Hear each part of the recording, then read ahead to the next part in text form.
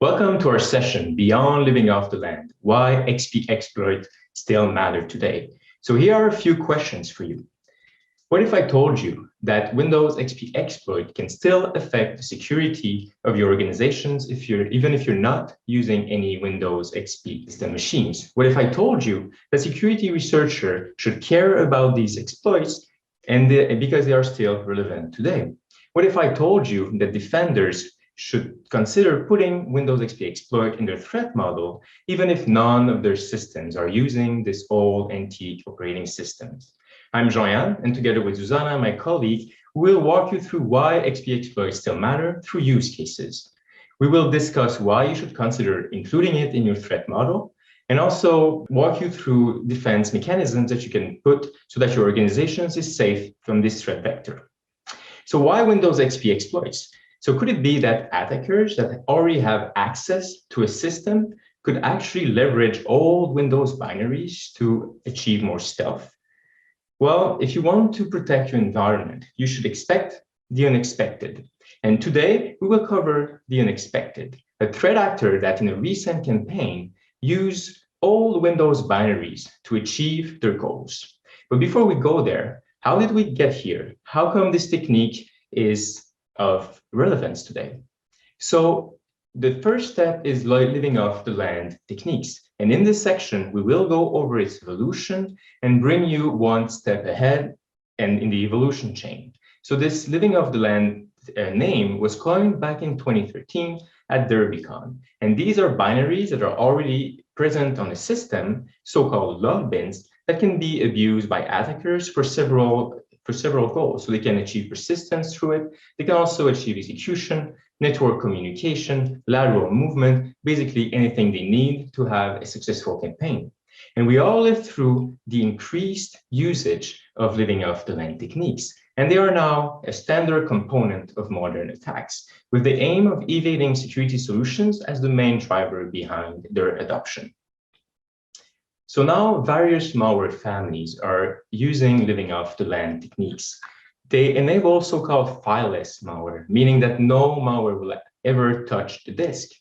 And these tools cannot usually be blocked by IT security because IT operations actually need them in their daily activities. And this illustrates well the trade-off or fight between IT security and IT operations. Total security against these tools is usually not an option.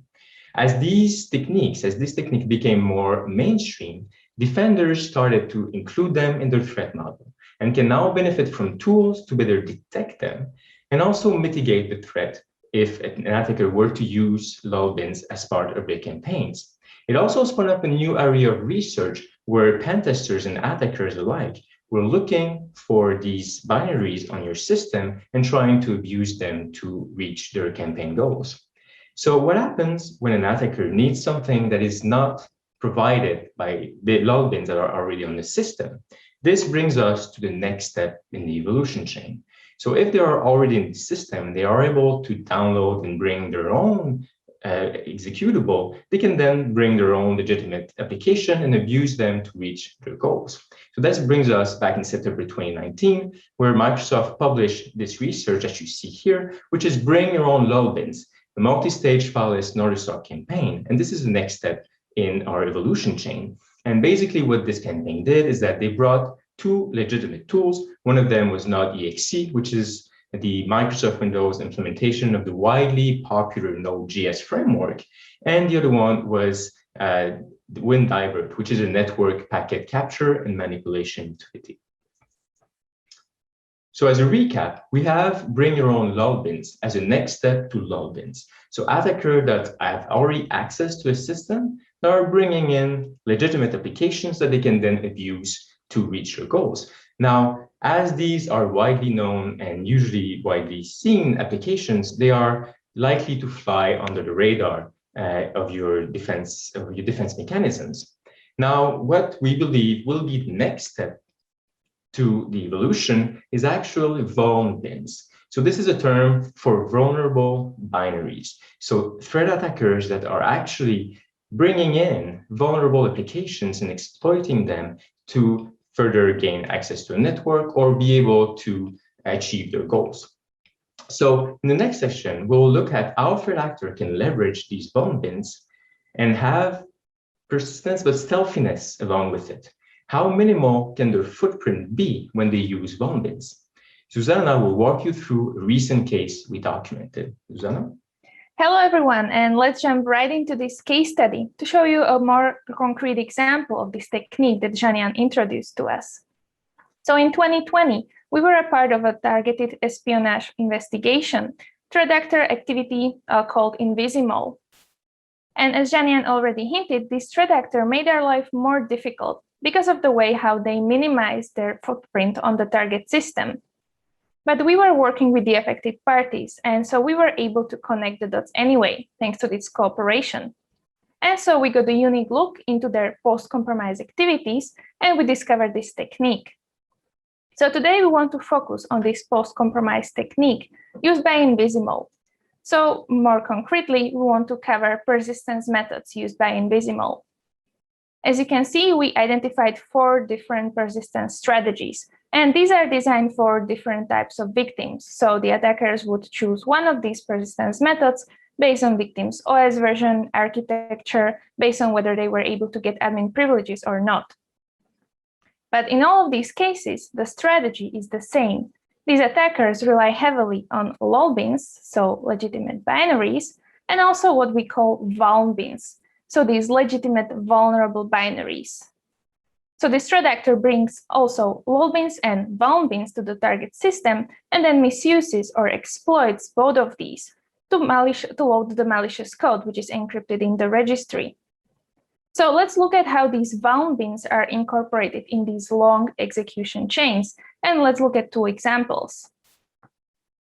Starting with this simple execution chain, just to give you an idea about the role of the vuln bin. So this chain is used for the cases where the attackers were not able to get admin privileges on the compromised machine. And at the center of this stage is a piece of vulnerable video player software, which the attackers bring to the target system along with some other libraries that it needs for execution. This software is then scheduled to run on every system startup. Now, this software is outdated and it's no longer maintained, and it has a bug overflow vulnerability which can be triggered by a rogue configuration file. So this is what Invisimol uses. So when this vulnerability is triggered, this exploit used by Invisimol loads the next stage in the chain with the malicious code. So to recap, the role of this vulnerable video player in the chain is the role of the vuln bin. So similar to lol bins that we know from the many cases before, but there is a difference, and this is the next step in the evolution that we are talking about. So instead of misusing some functionality of a legitimate tool, the attackers now exploit some software to get any functionality they want. So not just the functionality which is already provided by the tool. So to summarize this whole chain, the technique is to just use legitimate files, and all the malicious code is encrypted in the registry. As you can see, the only part of this chain which is not legitimate and not encrypted is this small file with the configuration with the exploit. So keep this simple mechanism in mind as we shift our focus to our main topic, which is another execution chain. So this is the preferred method of how Invisimol sets up persistence on target machine. So this method is used on newest OS versions for the cases where the attackers were able to get admin privileges. And interestingly, even though this chain is used on the latest OS versions, this is where the Windows XP exploit plays the main role. So let's dive into this chain, which again starts with a legitimate binary. So this legitimate binary is a Windows component with an undocumented feature. And the only reason why Invisimol uses this part of the chain is because it allows them to run this command line. Now, what gets executed? wdigest.dll, which is again a legitimate Windows component, this time a Windows XP library. So of course, to successfully load this library, the attackers also bring a Windows XP version of rundll32.exe so that this chain works successfully. Now, what's interesting about this library is that you should know that it has an input validation vulnerability. which allows the attackers to load shellcode as a parameter in the command line. So when the library is loaded with these parameters, with this shellcode in the command line, the shellcode ends up rewriting one of the global variables called LSA functions. Now, the same variable is used later in the code to calculate an address. So in this way, Invisimal can determine what kind of address, what kind of code will be loaded and called by the library. Because of course, this address is taken from the shellcode. And now, as you can see, the address ends up pointing back to the vulnerable library. As we can see, the addresses are the same. Now, how is this possible? Remember, this is a Windows XP library, which means that there was no ASLR at the time, and that means that the attackers knew precisely at which addresses this library will be loaded at the time of execution. So it means that in the shellcode, they can directly reference addresses from the library, in this case, a jump instruction, which passes the control back to the shellcode. And then the shellcode loads another stage, a shellcode loader again. So at this point, this next stage could be any executable, right? Because the exploitation phase is over at this point. But this is not what's happening here.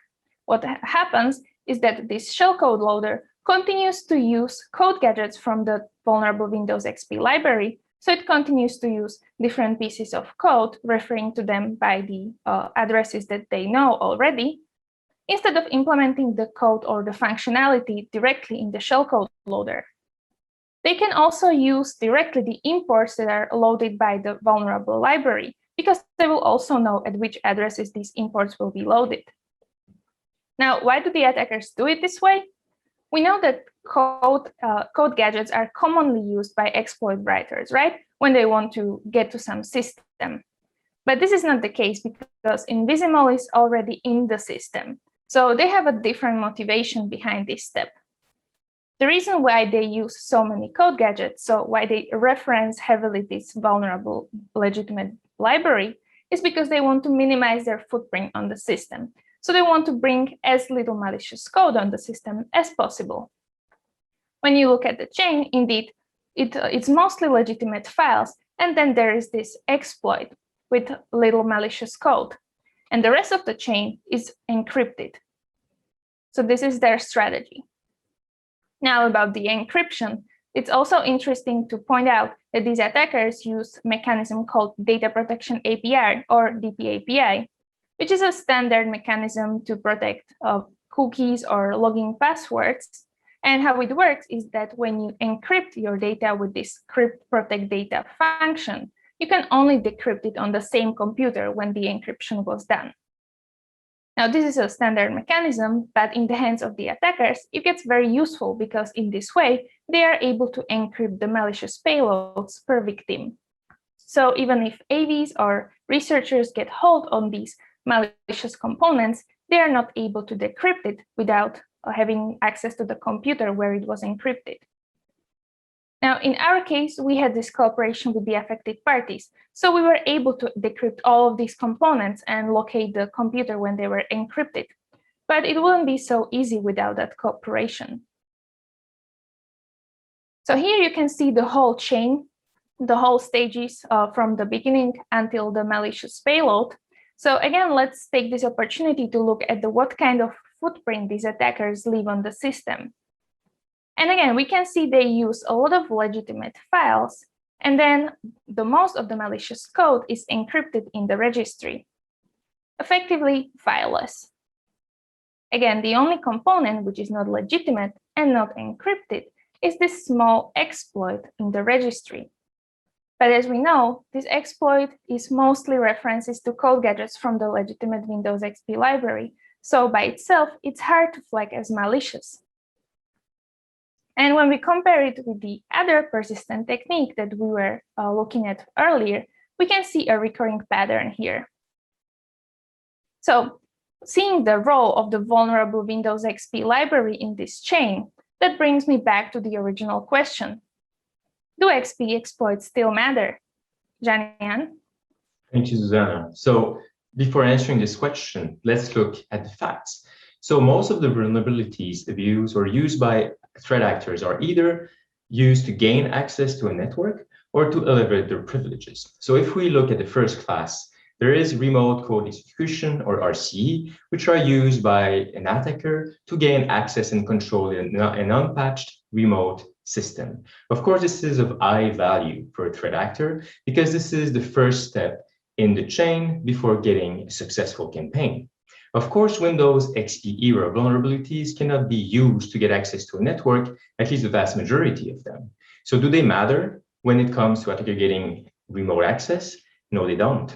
The second class of vulnerabilities is local privilege escalation, or LPE, which allows an attacker to access resources or perform operations not normally permitted by normal users. So of course, attackers need this access because most of their campaigns are meant to get access to sensitive information or to run commands to get further in the network, for example.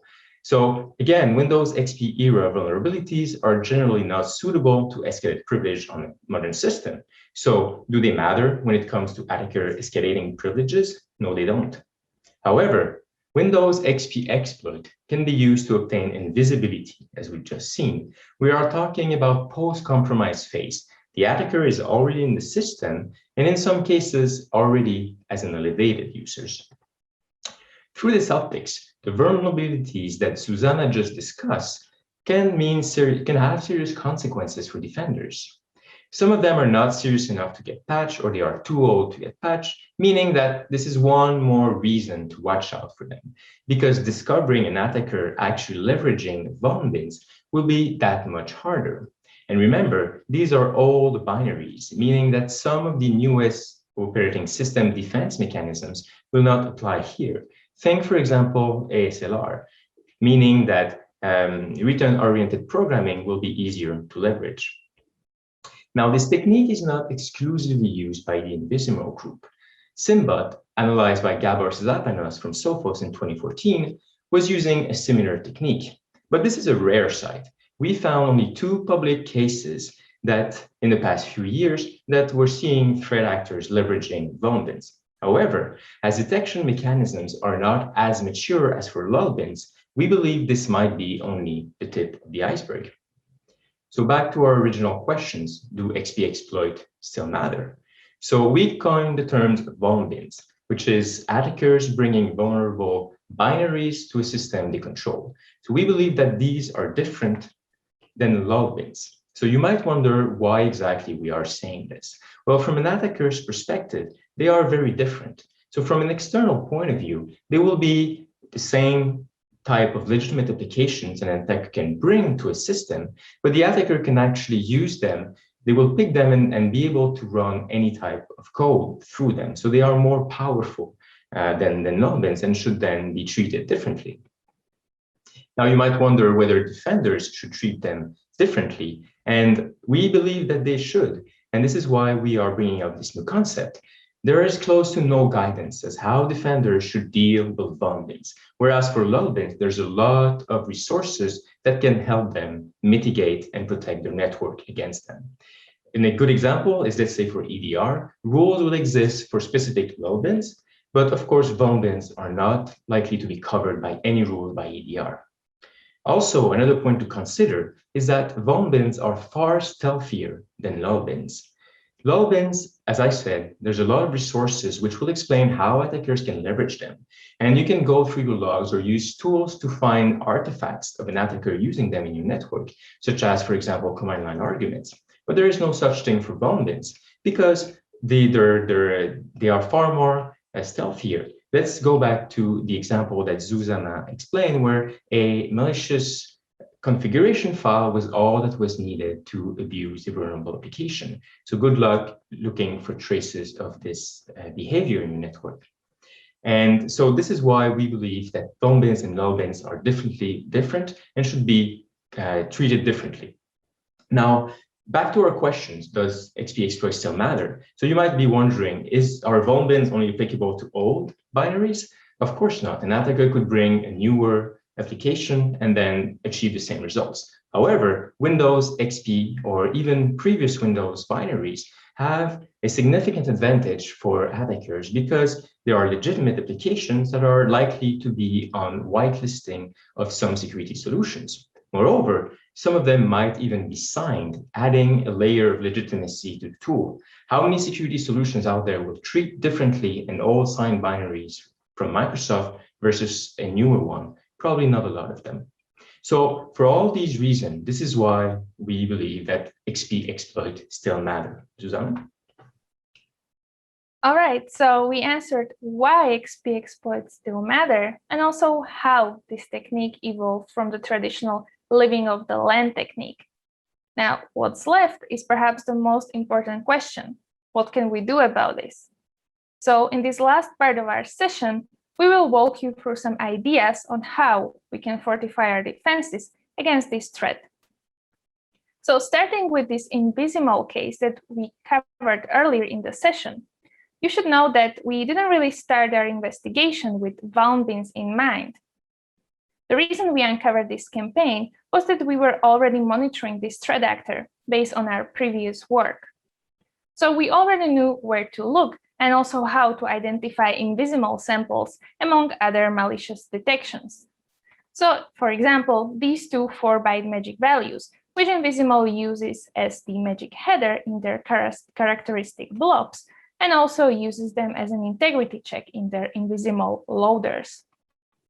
So we first discovered this campaign thanks to our in-memory detection. And from there, we were able to look further in the file system, in the memory, in the registry for other Invisimal components. And remember, we also had this cooperation with the affected parties. So we were able to decrypt all of those malicious components, which were encrypted per victim with the DP API. So based on that research, we were able to reconstruct the full persistence chains, but also the lateral movement or the delivery strategies and so on. So we put together a couple of Yara and Sigma rules based on this research, and we are sharing them with the community so that you can check whether you are compromised. You can also leverage the IOCs or the MITRE ATT&CK technique mapping for prioritization, or read the full white paper for detailed analysis. But remember, this particular case was only uncovered because we were already looking there. We were already hunting for this threat actor, and also we had this cooperation. So of course, detecting Invisimal will only get you that far. And that's why Janian will now walk you through some more general detection strategies. All right, thank you, Susanna. So yes, when it comes to general detection strategies not tied to Invisimal, we must look at how vuln bins are used and how they are used for stealthiness. So for security researchers, we believe that the same mechanisms that are applied to vuln bins could be applied as well for vuln bins. So if you look on the internet, you will see a lot of resources that are listing all the possible vuln bins and how attackers can abuse them. A good example of this is the LulBAS project that you see here, where they are trying to list all known vuln bins out there and how they can be abused by attackers. So we propose to build such a list as well with known cases of vuln bins. Of course, we cannot build an extensive list of all vulnerable applications because this would be a task that would be way too hard, way too exhaustive. So what we are trying to achieve is to find vuln bins that are known to be abused by attackers and also focus on older Windows binaries, especially signed one, that could be abused by an attacker to get more stealth in a system. Now, this is a call for action for all security researchers watching this. If you know of cases that vuln bins were used in a campaign, we would be very happy to hear it. Because as you know, there's only a few public cases that is documented, and using your input, we could start such a list. Now, even if this list existed and that defenders could use them to try to protect their networks, they would still have to come up with ways to mitigate this threat, because usually vuln bins cannot be blocked by antivirus or security solution, as they can be used for legitimate purposes. So one way to achieve that would be to block these vuln bins, either by applying Windows Defender Application Control Policy, or WDAC, or AppLocker to block the execution of these files. Now, if you wonder what WDAC rules might look like, Microsoft has these recommended block rules. And if you look at how they are built, you basically specify the application that you want to block, and you specify a minimum file version. Up there, you can specify the maximum value, meaning that all the version of this application will be blocked from running from your network, but you can also specify the minimum version of the application. And then you could pick the first version for which the vulnerability was patched, meaning that all previous versions that are susceptible to be exploited by an attacker would be actually forbidden from running in your network. Now, if a known vuln cannot be blocked for business reasons, you must monitor it. So you must monitor process behavior to detect suspicious activities or anomalies, such as network activity coming from a video player. Also, you can flag binaries executed from uncommon or auto-start locations. Of course, this is much easier to achieve if you have an EDR solution in place, which brings us to our next topic. Susanna? Thank you, Janian. So indeed, let's finish with a couple of ideas of how we could detect this technique using EDR products. So generally, it's always a good idea to flag unpopular applications. In our case, it would be that outdated video player software. But in general, it's because we want to narrow down the candidates for possible vulnerable applications, which are often old, outdated, or just misplaced, to be able to identify possible vulnerabilities in our systems. So another idea would be to flag Windows binaries, which are executed from outside of their original locations. That could suggest an older Windows binary or a vulnerable one brought to the system, maybe to some user folder, and then misused by the attackers. But maybe more interesting way how we could identify potential vulnerabilities would be to focus on digital signatures. More concretely, to flag unsigned Windows binaries. And now, what do I mean by these unsigned Windows binaries?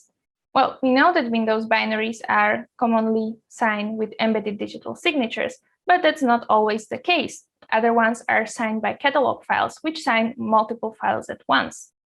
And now what happens when you take a Windows binary, which is signed by a catalog file, and bring it to another Windows OS version? Well, if the catalog file is not present there, probably there is a newer version of the same binary, which will have a catalog file with the signature. Now the old binary, the old version, will appear as unsigned.